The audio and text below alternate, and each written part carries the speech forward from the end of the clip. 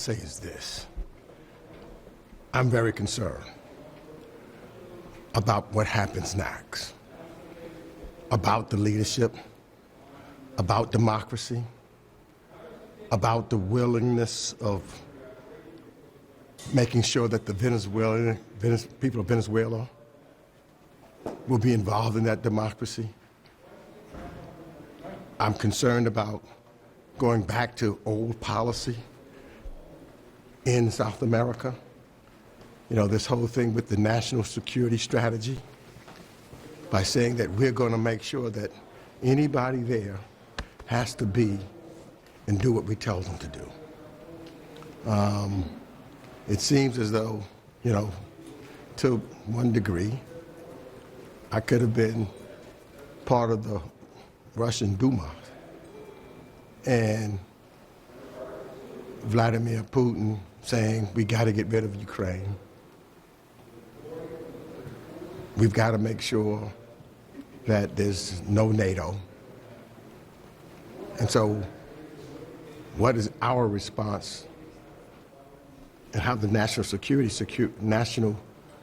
strategies put place? It'd be okay for Russia to say we're going to take care of all the areas in our geographical region. China, same thing with Taiwan. We'll take care of our geographical jurisdiction. America, you take care of yours. So the three divided up, that is not who we are. That is not democracies. That's not diplomacy. That's not working with our allies in the United States. So I come out of there. I went in with those concerns. I come out with those concerns. What did they tell you their plan was? Who is, quote, running Venezuela and what the future plan is? Well, clearly the president said the United States is going to run Venezuela. Was that your impression from the briefing? That's what he said. Was that your impression from the briefing? I come out with the exact impression of what the president said. Senator Schumer. That the United States is going to, on a temporary basis or whatever, and does that involve military boots on the ground? Did they provide clarity on that score? No, there's no clarity on that. There's no complete clarity. I basically said what the president said. He has the option of putting troops on the ground. He's not going to take anything off the table. This is what the president has said. So I don't think that there was anything that was said differently than we already heard the president say, despite the fact that we've seen that where Secretary Rubio tried to come out and say, well, the president didn't really mean this before. We've heard him say that. So he tried to clean that up? No, I'm just saying that's what he said in the public before. But from when I walk out of the room, basically, I clearly believe the president. I believe what he says. He says the United States is going to control. Did you get a sense in the briefing that the administration has a plan for the next steps in Venezuela? No, I have real concerns about that. As I said, the military did its job. It had a plan, et cetera. All of that was great as far as that's concerned. I don't like the orders that they were given, but I can't say the same for the plan after. So you don't have a sense of how the priority here is really promoting democracy in Venezuela versus going after oil and enriching American oil companies? Well, clearly it's not about democracy, I don't think. I think clearly it's a lot about oil. I mean, that's what the president has said. He said it himself. He didn't talk to members of Congress, but he talked to some of the oil industry individuals. He continually, in his conversation, at his press conference, oil was what was predominant in his discussion. So oil is the central issue, I believe, in that regard. You know, they often try to compare what took place in Panama in 1989. They never talk about that there was an election, close election. The United States was there when a new president was sworn in.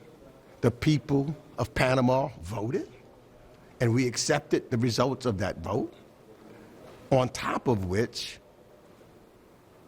President Bush then came back to Congress pursuant to war powers and talked and gave an explanation then, as well as beforehand, whether it was the Gang of Eight at that time, I'm not sure, but had dialogue and answered questions of members of Congress, none of which took place this time. Senator Schumer just downstairs said he's not confident that this won't effectively happen again. How do you feel? Do you think there's a chance that Trump could potentially do a similar action in Colombia or Greenland? And do you think he'd come to Congress? Well, if you're asking me, clearly, Donald Trump does everything that he can to avoid Congress. I mean, that's what I feel. He doesn't think that Congress is relevant. He said, I'm afraid of a leak by Congress. Well, I don't know of any time that whether it was the Gang of Eight or individuals like that, where there was ever been a leak.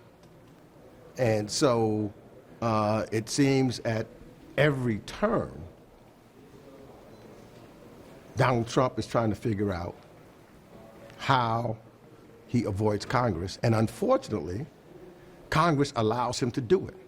He does not see us as a separate but equal branch of government. And unfortunately, the leadership in Congress doesn't see itself as an equal branch of government. We've heard, for example, Jim Jordan just say, I just trust the president. That's not what our responsibility. We have oversight responsibility, and we're clearly not doing that. Do you have Congressman, were you given a sense? I know what the Democrats are saying, but do you have a sense when you talk to some of these Republican colleagues with a similar portfolio as yours, that they think that this might have been a bridge too far, and that they're concerned about this if you get them behind closed doors? Well, they are. I mean, I don't know about closed doors, but I will say I hear some are concerned about the American people. What is the cost? How much is this going to cost the United States of America? I know when we were in Iraq, for example, it was said that oil was going to take care of it. The president says oil is going to take care of it. The American people had to pay for it. When we look at right now, the issues, and I'm suspect of the timing of all of this, when we should have been talking about what the American people are facing, is going to be higher health care costs. We're not talking about that anymore, but we're talking about Do you think this. this was wag the dog? I think that the timing is suspicious to me, because look at what we're talking. We would have been talking about the high cost that the American people are paying now, the cost of living. We would have been talking about what took place. To me, he was unsuccessful. What Maduro was successful at doing, stealing an election. So we'd have been talking about he tried to do that on January the 5th, pardon all of those individuals. That would be the conversation that we're having right now. But because of this timing, we're not having that conversation. We're not focused on what would have been focused on.